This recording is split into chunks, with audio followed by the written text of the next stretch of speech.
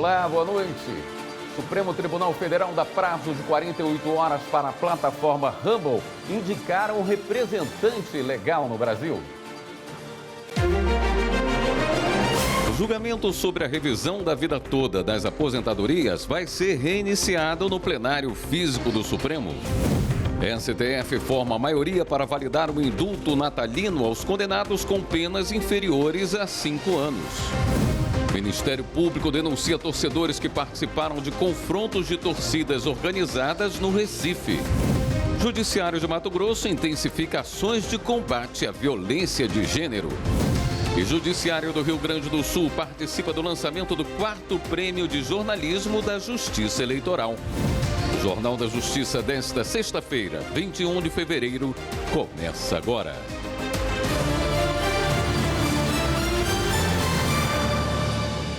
O Supremo Tribunal Federal dá prazo de 48 horas para a plataforma de vídeos Rumble apresentar um representante legal no Brasil.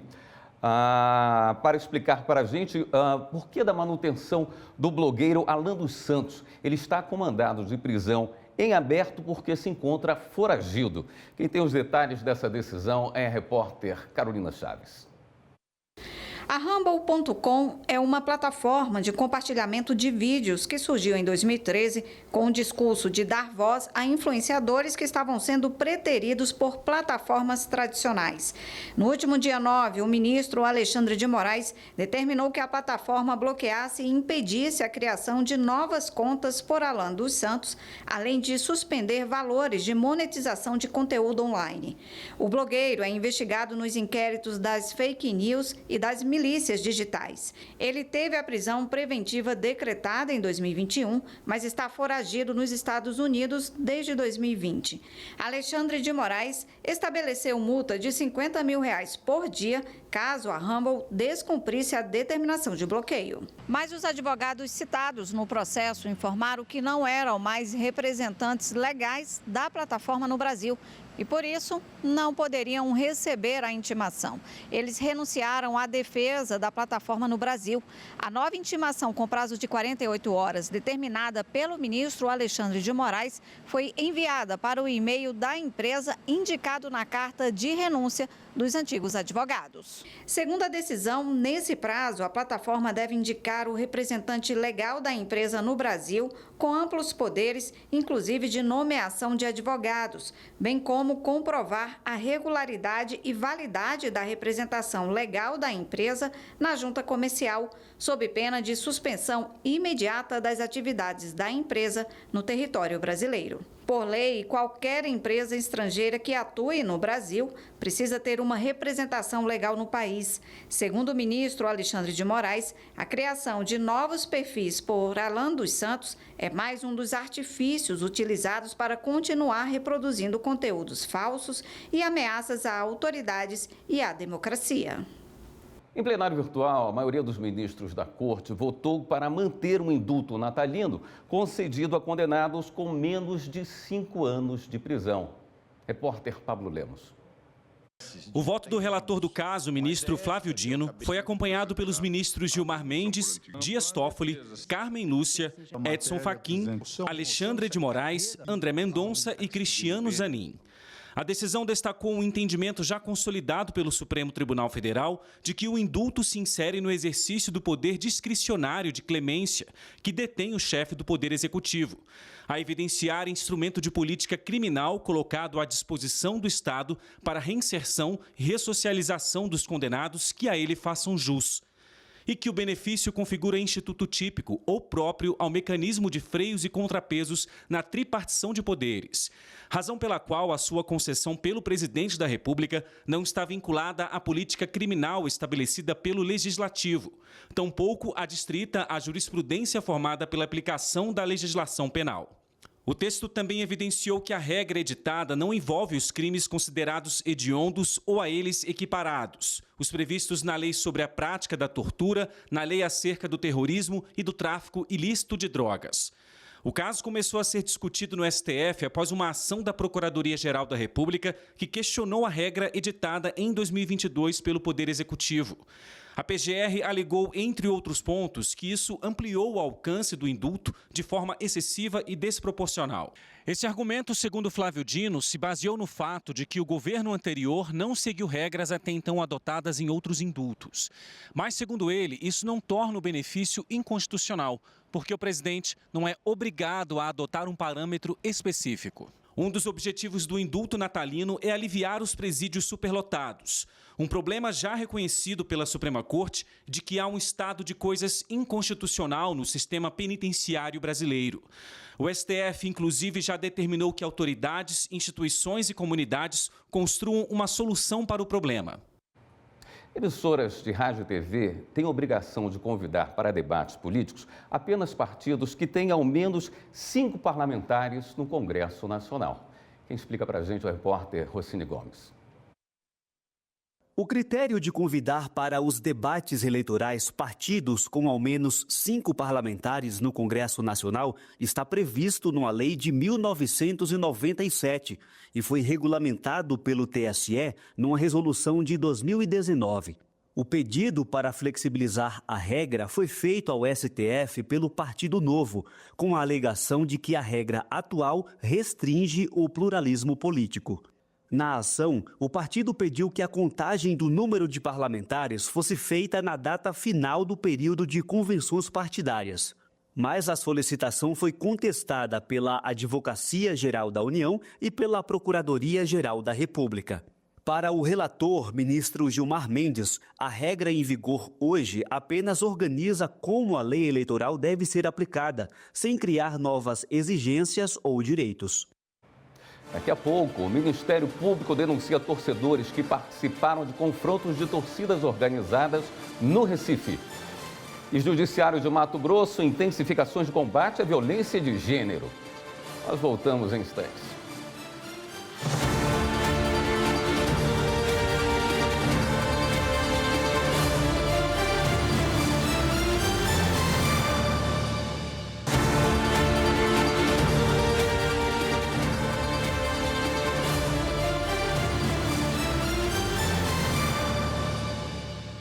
O Supremo Tribunal Federal suspendeu qualquer indicação ou nomeação para o Tribunal de Contas do Estado da Bahia.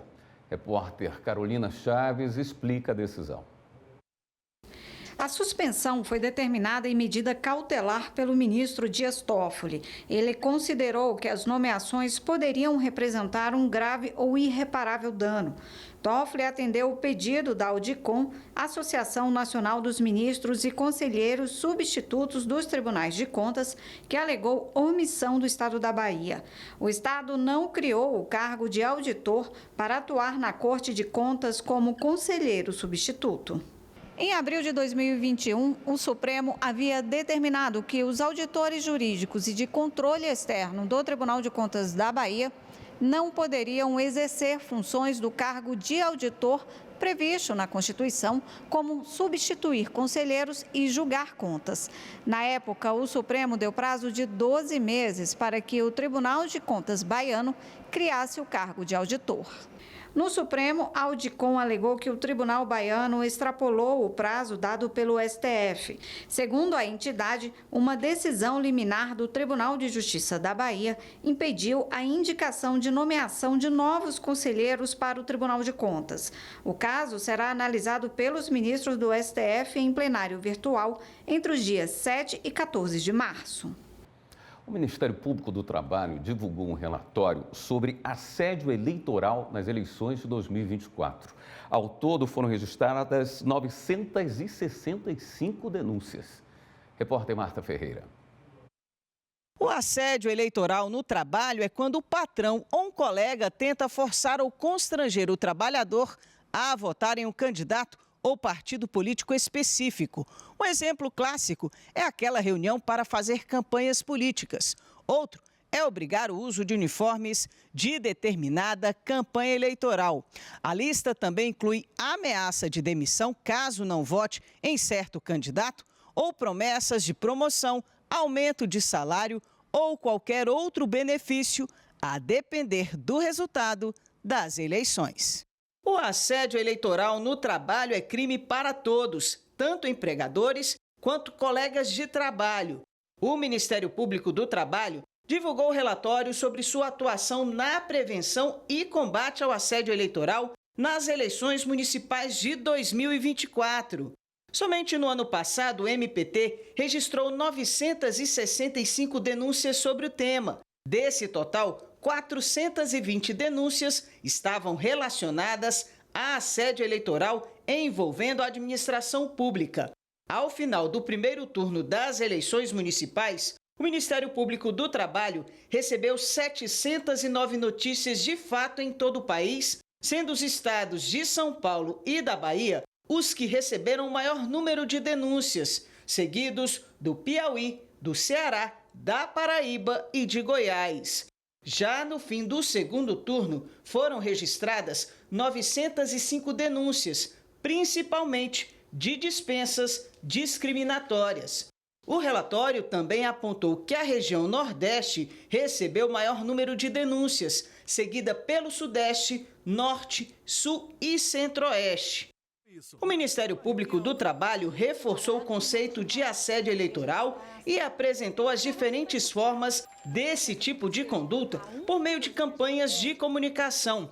Foram divulgados em diferentes mídias e nas redes sociais vídeos e animações sobre as diferentes facetas do assédio eleitoral, além da divulgação de canais de denúncia. O relatório mostra ainda o trabalho de cooperação entre o Ministério Público do Trabalho e o Ministério Público Eleitoral.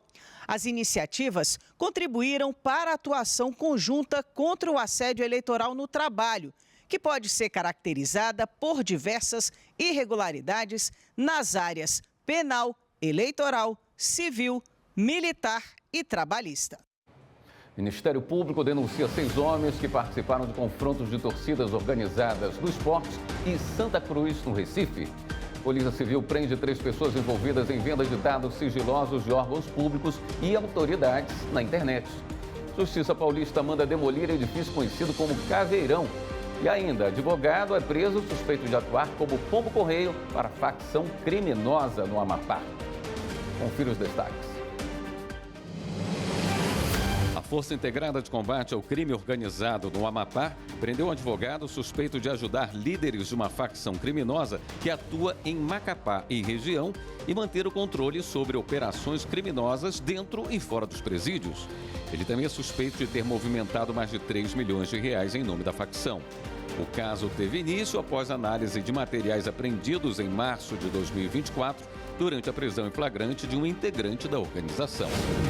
O Ministério Público de Pernambuco denunciou 6 homens envolvidos nas brigas entre integrantes de torcidas organizadas do Santa Cruz e do Esporte no início do mês, quando os 2 times se enfrentaram pelo Campeonato Pernambucano 2025. O conflito deixou 12 pessoas feridas e vários estabelecimentos depredados.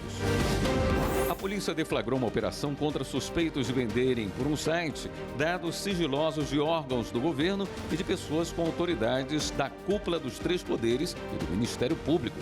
Os agentes cumpriram 3 mandados de prisão temporária no Rio Grande do Sul, Rio de Janeiro e Santa Catarina. De acordo com a Polícia Civil, os administradores da plataforma ilegal foram presos em uma ilha privativa no litoral catarinense, onde mantinham um padrão de vida incompatível com a renda que declaravam. As investigações apontam que cerca de 40 mil usuários pagaram em torno de R$100 para ter acesso aos dados. Dessa forma, o valor aproximado recebido pelo grupo foi de R$4 milhões. Os suspeitos vão responder pelos crimes de invasão de dispositivo informático, associação criminosa e lavagem de dinheiro, com pena de 17 anos de reclusão, além de multas. A Justiça autorizou a Prefeitura de São Paulo a demolir o Caveirão, como é chamado o edifício garagem que fica na Sé, no centro da capital paulista. O imóvel está abandonado e, segundo a administração, põe em risco a segurança da população. O dono do prédio deve reembolsar à Prefeitura pelas despesas com a demolição, além de pagar multas pelo descumprimento das decisões judiciais anteriores. A Justiça também determinou o bloqueio do valor referente a multas por descumprimento de decisões da Justiça em contas do dono do imóvel, o empresário Rivaldo Santana. O Judiciário de Mato Grosso e diversos colaboradores da iniciativa pública e privada lançaram a 6ª edição do movimento Todos por Elas, em Rondonópolis. Repórter Fernanda Fernandes mostra que o movimento vai intensificar ações de conscientização voltadas à população masculina sobre a violência de gênero. Só em 2024, 6 mulheres foram vítimas de feminicídio em Rondonópolis. E com o propósito de mudar esta realidade, o Judiciário de Mato Grosso e diversos colaboradores da iniciativa pública e privada lançaram, na sede do Fórum da Comarca, a 6ª edição do movimento Todos por Elas.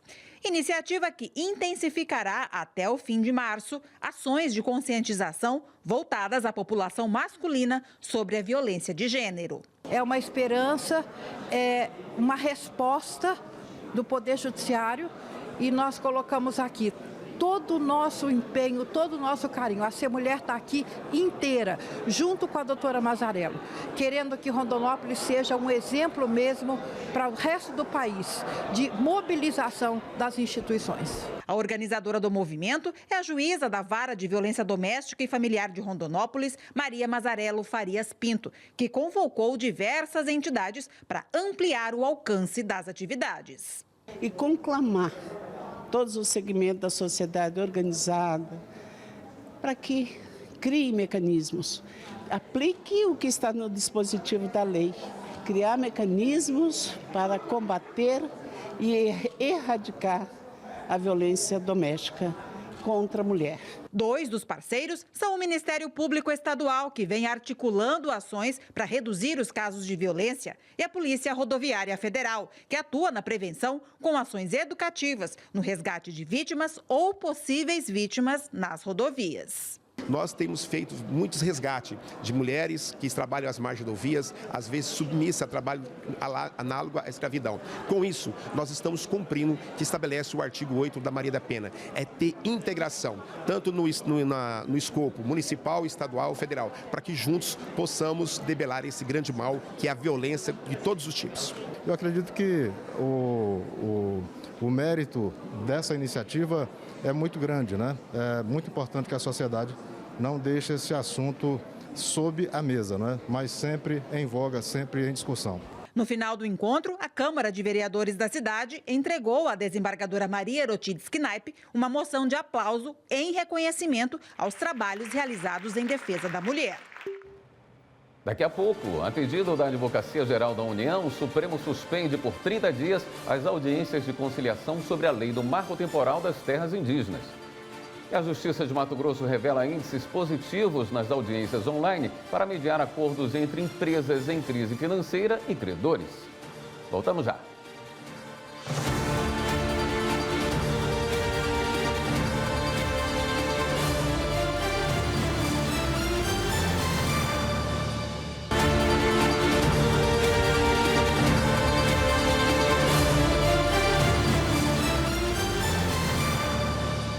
O Supremo Tribunal Federal suspendeu por 30 dias as audiências de conciliação sobre a lei do marco temporal das terras indígenas. O ministro Gilmar Mendes atendeu a um pedido formulado pela Advocacia Geral da União, que solicitou mais tempo para avaliar a proposta apresentada em audiência de conciliação. A próxima reunião foi marcada para o dia 26 de março. O ministro também prorrogou a conclusão dos trabalhos para o dia 2 de abril. Dados da Justiça do Mato Grosso revelam índices positivos nas audiências online para mediar acordos entre empresas em crise financeira e credores. Veja na reportagem de Carlos Celestino. É dentro do Fórum de Cuiabá que funciona o Centro Judiciário de Solução de Conflitos e Cidadania Virtual e Empresarial, onde são realizadas audiências online para mediar acordo entre as empresas em crise financeira e seus credores. É através do SESUS que se oportuniza aos empresários, produtores rurais de forma geral, né, que se encontram em uma dificuldade financeira, venha buscar aqui no SESUS a possibilidade de viabilizar, né, por meio de conciliação, compor essas dívidas, né, esses débitos aí com seus credores, até para evitar no futuro uma possível um possível pedido de recuperação judicial. Os dados de atendimento do Sejusc Virtual Empresarial mostram índices positivos de resolução de casos pelos conciliadores treinados para atuar com foco nas técnicas de mediação. Nós tivemos no ano de 2024, com o curso de formação dos mediadores, 80 sessões realizadas e com um índice de 41 acordos, né? Então um índice aí de 51%, né, aproximadamente, de acordos. E aí estão incluídos aí, né, nestas sessões, habilitações de crédito, impugnações de crédito, ações de busca e apreensão, execuções, né? Entre os casos resolvidos, o Sejusc Virtual Empresarial mediou a negociação de uma empresa do agronegócio com 14 credores e 5 fornecedores, resultando em acordos para dívidas que ultrapassam 300 milhões de reais. Essa pactuação proporcionou mais fôlego para a renegociação de débitos. Isso significa a garantia de empregos e a retomada de investimentos. O gestor do Núcleo Permanente de Métodos Consensuais de Solução de Conflitos, o NUPEMEC, atribui os excelentes resultados do Sejusc Virtual Empresarial ao fortalecimento da equipe de mediadores por meio da capacitação desses profissionais, garantindo mais celeridade no andamento das recuperações judiciais. Para 2025, nós já mapeamos as principais necessidades de qualificações e especializações e já estamos com projetos em andamento em outras áreas de atuação, como no superendividamento, como direito de família, na área de conflitos fundiários, entre outras mais. O atendimento do Sejusc Virtual Empresarial é realizado 100% online. O contato pode ser feito pelo WhatsApp, e-mail, telefone fixo e ainda presencialmente no Fórum de Cuiabá. O julgamento no Supremo Tribunal Federal sobre a revisão da vida toda será reiniciado no plenário físico. A análise ocorria de forma virtual, com término previsto para hoje, mas o ministro Dias Toffoli pediu destaque, o que significa que considera o tema relevante para ser debatido presencialmente no plenário físico. A data da sessão ainda vai ser marcada. A chamada revisão da vida toda é o recálculo das contribuições previdenciárias. Em março do ano passado, o Supremo mudou o entendimento da própria Corte e permitiu aos segurados do INSS optar pela regra mais vantajosa no cálculo das aposentadorias. Daqui a pouco, com a chegada do Carnaval, o Ministério Público Federal e a Defensoria Pública do Rio de Janeiro recomendam novas regras para os trabalhadores ambulantes no Estado. E ainda, você vai saber se é possível, numa ação judicial, receber de volta o dinheiro perdido em caso de golpe com Pix. Voltamos já.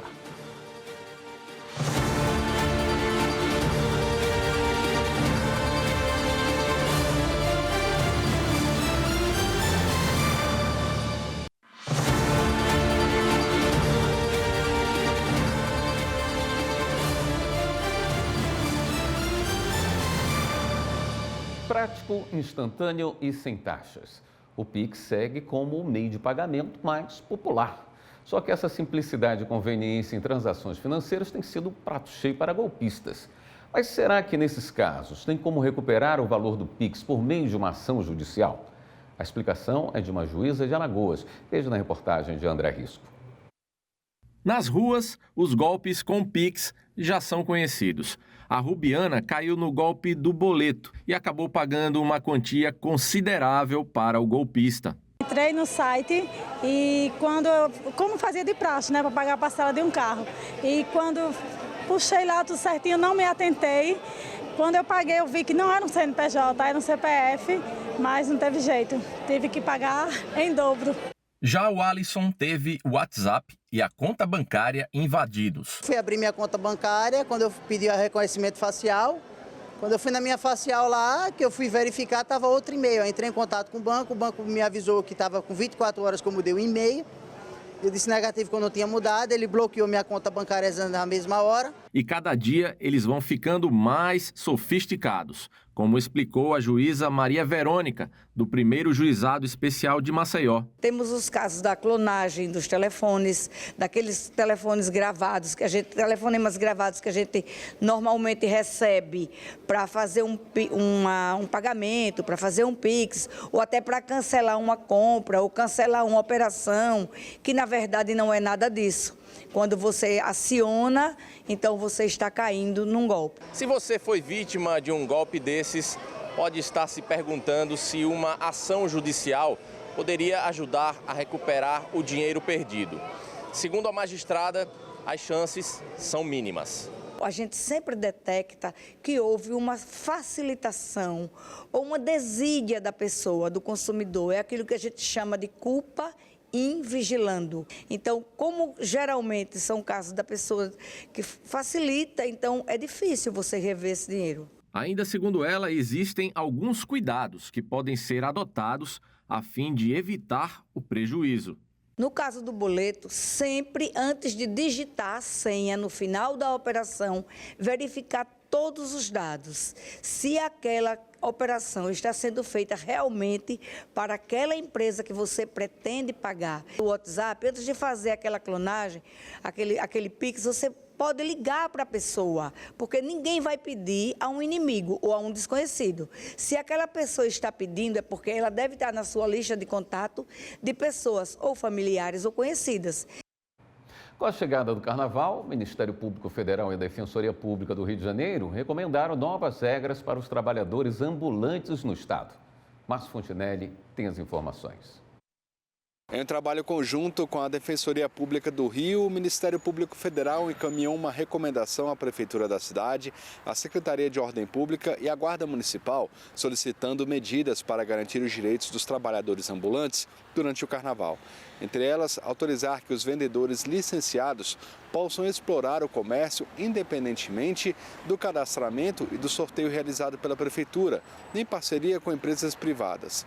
O MPF aguarda um posicionamento do poder público para analisar se vai adotar alguma medida judicial.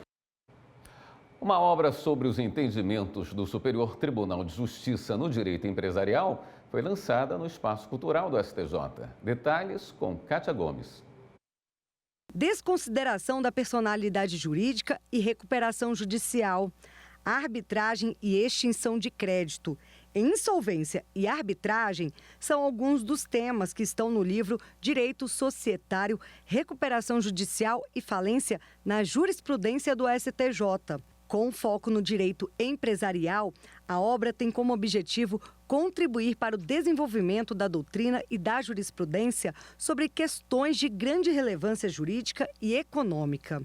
O livro foi coordenado pelo ministro Ricardo Vilas Boas Cueva e pelo professor e advogado Guilherme Setoguchi.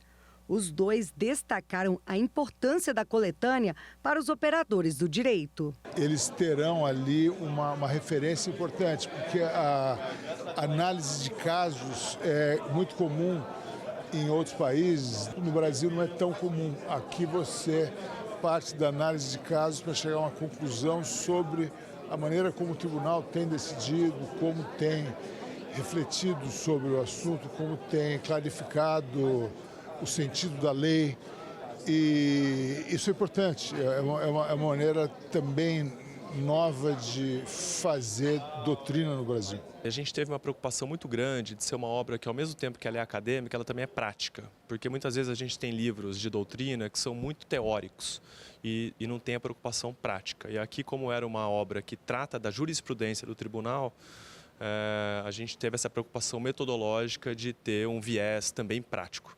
Os 22 artigos do exemplar foram escritos por especialistas renomados do direito com experiência acadêmica e prática. Entre eles, o vice-presidente do STJ, ministro Luiz Felipe Salomão, que escreveu sobre a responsabilidade judicial de concessionárias de serviços públicos. O ministro destacou que uma das missões do STJ é interpretar a lei de recuperação judicial e de falência. Ela é marcante para as empresas, para o desenvolvimento econômico, ela serve de marcador para garantir rankings mundiais de segurança jurídica, de empresas que são sólidas e podem reaver suas atividades em decorrência de um ou outro momentânea dificuldade ali do mercado.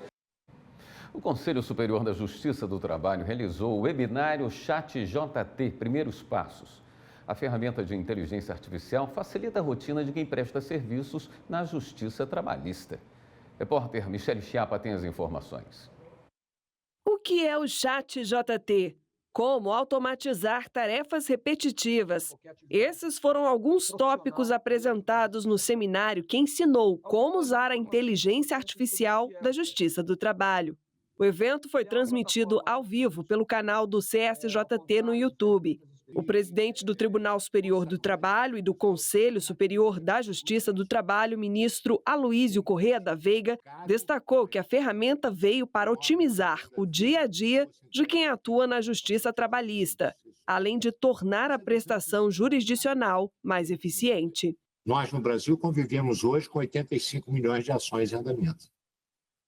Alguma coisa está errada. Então, precisamos de meios capazes de nos proporcionar um bem-estar, responder com qualidade e em tempo menor. E a inteligência artificial é um meio capaz de nos fazer tornar essa missão mais leve. E é isso que nós precisamos. E da nossa jurisprudência atual, com força, para que nós possamos errar menos. Diminuir a quantidade de julgamentos para julgar melhor. O seminário virtual reuniu pessoas de diversas partes do país. A ferramenta já conta com mais de 12 mil usuários cadastrados e cerca de 1.500 assistentes personalizados.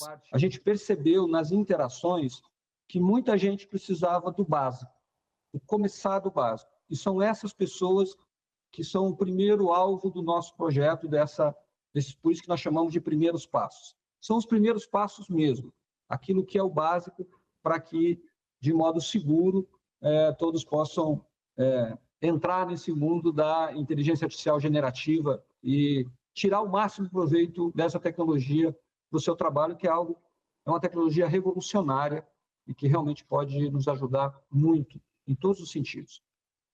O Supremo Tribunal Federal homologou acordo entre a Confederação Brasileira de Futebol, 5 dirigentes da entidade e a Federação Mineira de Futebol. Pelos termos do acordo, as partes reconhecem a legalidade das assembleias da CBF que elegeram Edinaldo Rodrigues para a presidência da Confederação em março de 2022. As partes também se comprometem a encerrar disputas judiciais sobre o assunto. O ministro Flávio Dino completa 1 ano como ministro do Supremo Tribunal Federal. A repórter Marta Ferreira tem mais informações. O ministro Flávio Dino assumiu a vaga da ministra Rosa Weber. Nesses 12 meses, ele tem se destacado por ter experiência nos 3 poderes da República. Flávio Dino é relator das ações que discutem no Supremo a falta de transparência no uso das emendas parlamentares. Foram várias decisões sobre esse tema. Recentemente, ele intimou o governo federal a explicar a destinação de emendas de transferência especial para o setor de eventos. Dino também é relator de um conjunto de ações que tratam sobre medidas de combate a incêndios na Amazônia e no Pantanal. Determinou, por exemplo, ao governo federal e às gestões estaduais uma série de medidas como a convocação de bombeiros e autorizou o uso de créditos extraordinários. Outra decisão foi a retirada de circulação de 4 livros jurídicos com conteúdo homofóbico, preconceituoso e discriminatório direcionado à comunidade LGBTQIA+, e às mulheres. A Lei Maria da Penha prevalece sobre o Estatuto da Criança e do Adolescente quando a vítima é mulher. O entendimento é do Superior Tribunal de Justiça. Repórter Jéssica Castro. A terceira sessão do STJ decidiu que o fato de uma vítima ser do gênero feminino é suficiente para que se possa aplicar a Lei Maria da Penha em casos de violência doméstica e familiar e considerou que a norma prevalece quando há conflito com outros instrumentos legais específicos. A advogada Cíntia Portela explica o que é considerado pelo Poder Judiciário quando há divergência quanto à aplicação de leis vigentes e por que a proteção da mulher é vista como prioridade. Existe um dado da ONU que diz que fechou esse índice do ano passado, que uma menina ou mulher é morta a cada 10 minutos no mundo. E isso é muito sério. Então, o que a gente está tutelando, a verdade, é o bem a favor da vida. E estamos tentando resolver uma questão histórica de urgência, de necessidade. As outras execuções de varas e de delegacias, elas cuidam de muitas coisas, enquanto que executa a Lei Maria da Penha, ela preconiza apenas a questão da segurança à vida, a urgência a isso. O recurso representativo da controvérsia, que foi analisado pela terceira sessão do STJ para formar a tese repetitiva, tratava de um conflito de competência entre uma vara criminal e uma vara especializada em violência doméstica e familiar contra a mulher, para julgar um homem acusado de estuprar as 3 filhas menores de idade. A questão era se seria aplicada a Lei Maria da Penha ou o Estatuto da Criança e do Adolescente. Após o Tribunal de Justiça do Pará definir que o caso deveria ser julgado pela vara especializada, o Ministério Público do Estado recorreu ao STJ, apontando divergência jurisprudencial. O ministro Ribeiro Dantas, que foi o relator do julgamento, destacou que a Lei Maria da Penha configura a violência com base no gênero da vítima e não estabelece nenhum critério de idade para que seja aplicada. A terceira sessão seguiu o voto do relator e manteve o posicionamento do Tribunal Estadual, ressaltando que a interpretação literal da lei em questão deixa claro que ela prevalece quando as disposições conflitam com as de estatutos específicos. Tirar uma segunda via da certidão de nascimento ou de casamento é fácil. Basta fazer o pedido pela internet, sem sair de casa, mas alguns sites estão oferecendo esse mesmo serviço por preço até 4 vezes mais caro e, pior, sem segurança. Repórter Kátia Matos explica o que fazer para evitar prejuízos. O senhor Sander veio ao cartório conferir se a certidão que ele pediu já chegou. Eu fiz um pedido de uma certidão de óbito lá de Florianópolis, Santa Catarina. Então, tem um prazo de entrega porque é em outro estado. Como eu passei aqui perto, aí eu resolvi chegar aqui, porque se estiver pronto eu já levo logo de imediato. Mas ele poderia ter feito tudo pela internet. Para tirar a segunda via das certidões de nascimento, casamento ou óbito, não é necessário se dirigir ao cartório. É possível fazer o pedido dos documentos online e, na hora da solicitação, escolher se quer receber a certidão em papel pelos correios ou retirar no balcão do cartório. A eletrônica vai por e-mail. O valor varia de acordo com o tipo do documento. É tabelado e definido por lei estadual. Aqui em Minas, por exemplo, no momento que o cartório recebe um pedido pela central, ele tem até 5 dias para fazer o processo de busca daquela certidão. A certidão eletrônica ela é muito mais rápida, porque não depende daquele envio, daquela impressão física. A Angelina fez o pedido da segunda via da certidão de nascimento pela internet e optou por retirar diretamente no cartório. O processo foi rápido. Eu fiz o requerimento ontem, aí anexei documento, tudo que eles pedem, enviou, fez a análise e hoje já está pronto. Fazer o pedido online também é seguro, mas o cidadão precisa tomar alguns cuidados. Sites que não são regulamentados oferecem os serviços de cartório, mas cobram muito acima do valor determinado por lei. São os atravessadores. De acordo com o gestor de TI do Recivil de Minas Gerais, a pessoa chega a pagar, em média, 4 vezes a mais do que o preço cobrado pelos cartórios oficiais. Em média, uma certidão em resumo, a segunda via, nascimento, casamento e óbito, ela custa aproximadamente R$ 80, R$ 90. Em um site do atravessador, que a gente fez uma busca recentemente, custa R$ 400. E o problema não são apenas as altas taxas que esse tipo de site cobra. Os dados pessoais de quem usa esse serviço ficam desprotegidos, porque não é possível saber se os atravessadores seguem a LGPD, a Lei Geral de Proteção de Dados.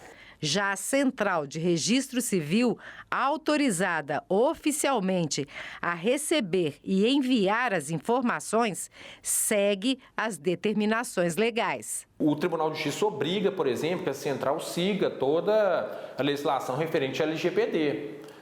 Tem um encarregado de LGPD, então todo esse tratamento de dados, a não divulgação desses dados sensíveis sem autorização, tudo isso é observado. Já nesses cartórios, o despachante vai pedir a certidão, pode ter acesso, mas a gente realmente não sabe o nível de tratamento que vai ser dado a informação. O endereço do site oficial para solicitar as certidões de nascimento, casamento ou óbito é o registrocivil.org.br. A administração do Tribunal de Justiça do Rio Grande do Sul participou do lançamento do 4º Prêmio de Jornalismo da Justiça Eleitoral. Mauro Vercoes acompanhou. A cerimônia de lançamento do 4º Prêmio de Jornalismo da Justiça Eleitoral reuniu autoridades e representantes de entidades de jornalistas no 15º andar do Tribunal Regional Eleitoral, no centro de Porto Alegre. O prêmio visa reconhecer o trabalho de jornalistas e estudantes de jornalismo que publicaram reportagens sobre temas ligados a eleições. É uma forma que nós encontramos de prestigiar todos os jornalistas no sentido de divulgar os seus trabalhos em prol da plenitude democrática, daquilo que fizeram em prol também da cidadania e também da justiça eleitoral como um todo. No momento em que há transparência do judiciário com relação às suas funções, né? Isso também deve ser por parte da imprensa. Então essa proximidade, um contato, eu diria até quase epidérmico com a imprensa, é exatamente para que a gente consiga que as coisas tenham essa transparência, né? O patrono escolhido para esta edição do prêmio foi o promotor de justiça aposentado e jornalista Cláudio Brito. Fundamentalmente, a imprensa tem um papel legítimo, honroso papel, necessário de tradução do juridiquês. Essa é a grande missão. A imprensa tem que ser estimulada a mergulhar nesses meandros, conhecer todos os aspectos legais que envolvam a nossa atividade do dia a dia e atuar com a ideia de traduzir ao cidadão aquilo que lhe compete com as instâncias judiciais, legais, institucionais. Ari estar junto nesse prêmio do TRE significa que a gente está fazendo mais do que uma transparência no jornalismo, é a transparência do trabalho dos juízes eleitorais que eles fazem ao longo das eleições. O Supremo lançou hoje o curta-metragem de animação Uma Aventura com a Constituição. A sessão de estreia contou com 125 crianças de escolas de Brasília e filhos de servidores e colaboradores do tribunal. Repórter Viviane Novaes esteve lá e conta pra gente como foi. Plenário do Supremo Tribunal Federal. A sexta-feira não teve julgamento, mas exibição de um desenho animado para 125 crianças. 5 monitores de TV contaram a história de 4 crianças com a missão de fazer um trabalho de escola. O desenho falou de justiça, valores que constroem a ética, acessibilidade dos 3 poderes da República. Um dos personagens centrais era a Estátua da Justiça, que passou várias mensagens para a criançada. Mas, dona Temis, como que a senhora consegue ler se seus olhos estão vendados? A venda nos meus olhos representa que a justiça é imparcial. As crianças estudam em um colégio público e uma escola privada de Brasília. Tinha também filhos de servidores da Suprema Corte, como Gabriel, de 6 anos, e William, de 3, que vieram com a mãe Débora Tomé. Uma excelente iniciativa do Supremo, né, que trazer não só as escolas, mas os filhos dos servidores também, para a gente ter a oportunidade de apresentar para as nossas crianças o que a gente faz, o trabalho que a gente faz aqui no Supremo, quem a gente ajuda, o que a gente busca conquistar para o nosso país. A juíza ouvidora Flávia Carvalho convidou as crianças a serem defensoras da Constituição e não teve quem não levantasse a mão e dissesse em voz bem alta. Uma salva de palmas para vocês. O desenho animado de 12 minutos foi feito em parceria com a Universidade do Estado de Santa Catarina. O professor Eduardo Jara falou da importância do trabalho. Para essas cerca de 200 crianças é o primeiro contato com o STF, com esse salão nobre, com esse salão que eles assistem pela TV e hoje eles entenderam que também é deles. Então fazer esse trabalho de cidadania desde a base é o caminho fundamental para que a gente possa criar cidadãos que sejam mais responsáveis e conscientes da responsabilidade deles na fiscalização da Constituição, de serem também guardiões da Constituição. E não é que o desenho fez as crianças guardarem as mensagens? Que a humanidade tem que aprender a não fazer racismo, bullying e não desmatar a floresta e a natureza.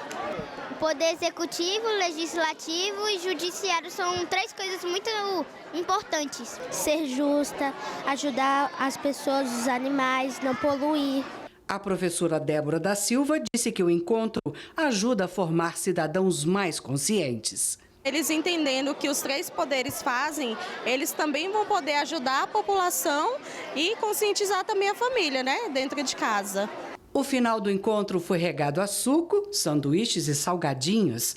A Maria, robô do STF, tirou fotos dos participantes. E era só digitar na tela o número do WhatsApp que o registro ia direto para o celular. Este tipo de visita vai se repetir daqui para frente. Passou a fazer parte do projeto STF na escola, que também leva conhecimento para dentro das salas de aula. Para a juíza ouvidora, a vinda dos estudantes quer mostrar que a Suprema Corte está de portas abertas. O Supremo está aberto para a sociedade, que o Supremo é um lugar para todo mundo, que não é um lugar distante da vida das pessoas, distante da sociedade. Então é importante também para que as crianças conheçam esse espaço aqui, conheçam esse lugar de decisões. O ministro Alexandre de Moraes, do Supremo, determinou a suspensão imediata, completa e integral do funcionamento da plataforma Rumble em todo o Brasil. A medida vale até que a Rumble cumpra todas as ordens judiciais emitidas pelo STF, como a suspensão do perfil de Alan dos Santos e a designação de representante da empresa no país. O ministro também determinou que o presidente da Anatel, Agência Nacional de Telecomunicações, adote todas as providências para cumprimento da medida em até 24 horas.